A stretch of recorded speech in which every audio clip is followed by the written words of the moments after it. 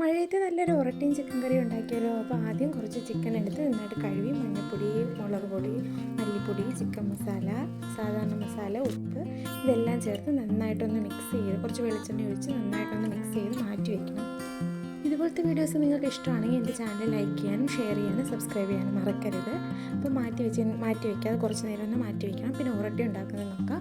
ഇത് വീട്ടിൽ വാങ്ങി പൊടിപ്പിച്ച അരിപ്പൊടി എടുത്തിട്ടുണ്ട്. അതിൽ കുറച്ച് ഉപ്പും തേങ്ങയും കുറച്ച് നല്ല തിളപ്പിച്ച ചൂടുവെള്ളം ഒഴിച്ച് നന്നായിട്ടൊന്ന് മിക്സ് ചെയ്ത് ഒന്ന് ഉരുട്ടാൻ പരുവത്തിനാക്കി എടുക്കണം.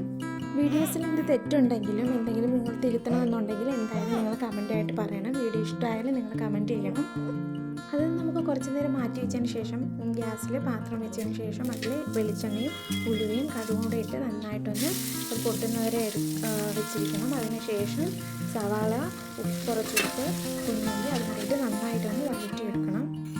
അതിൻ്റെ കളറൊന്ന് മാറി വരുമ്പോഴത്തേക്കും ഒരു ഇഞ്ചി, വെളുത്തുള്ളി, പച്ചമുളക് ഇതൊക്കെ ചതച്ചത് നന്നായിട്ട് അതിലൊന്ന് ചേർത്ത് കൊടുത്ത് അത് നന്നായിട്ടൊന്ന് അതിൻ്റെ പച്ചമുളക് മാറുന്നവരൊന്ന് വഴറ്റിയതിന് ശേഷം മുളക് പൊടി, മഞ്ഞൾപ്പൊടി, മല്ലിപ്പൊടി, ഉപ്പ്, ഗരം മസാല, ചിക്കൻ മസാല ഇതെല്ലാം കൂടി ചേർത്ത് നന്നായിട്ടൊന്ന് മിക്സ് ചെയ്തെടുക്കണം. അത് മിക്സ് ചെയ്ത് അതിൻ്റെ ഒരു പച്ചമുളക് മാറണം. പച്ചമുളക് മാറിയതിന് ശേഷം തക്കാളി കൂടെ ഇട്ട് അതൊന്ന് ഒരു കൊഴുത്ത ഒരു പരുവത്തിനാക്കി എടുത്തതിന് ശേഷം നേരത്തെ നമ്മൾ മസാലയെല്ലാം വരട്ടി വെച്ചിരിക്കണം. ആ ചിക്കനും കൂടി അതിലോട്ട് ചേർത്ത് കൊടുക്കണം.